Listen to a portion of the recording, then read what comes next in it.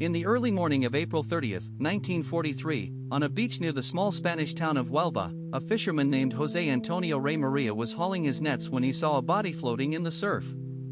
The man was wearing a British Royal Marines uniform. He had a life jacket strapped on. He had been dead for several days.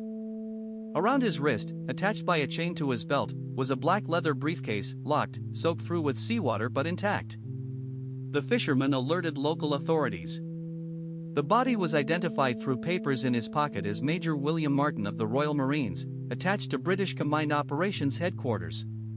The briefcase, when finally opened by Spanish naval intelligence, contained correspondence between high-ranking British generals discussing the upcoming Allied invasion of Europe.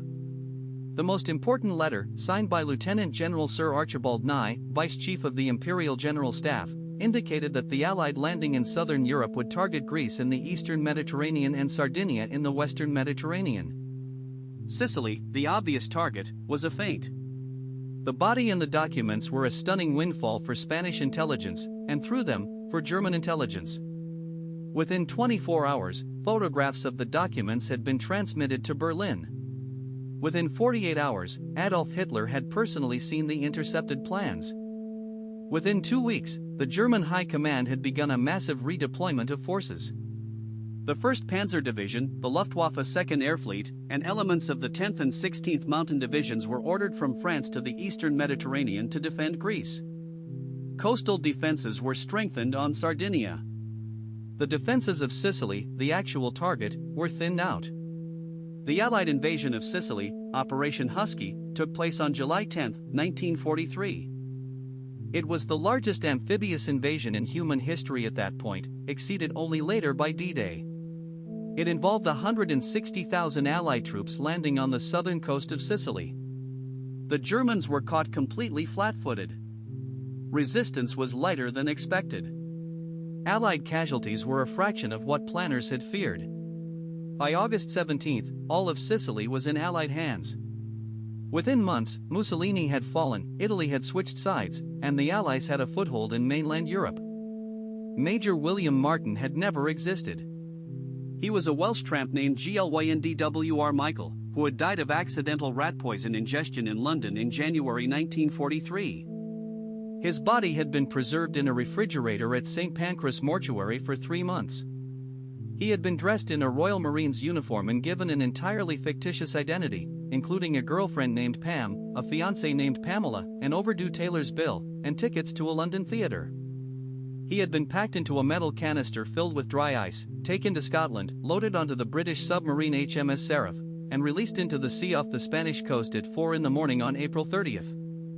The fishermen had found him within hours, exactly as planned. Operation Mincemeat is the most successful piece of strategic deception in modern military history.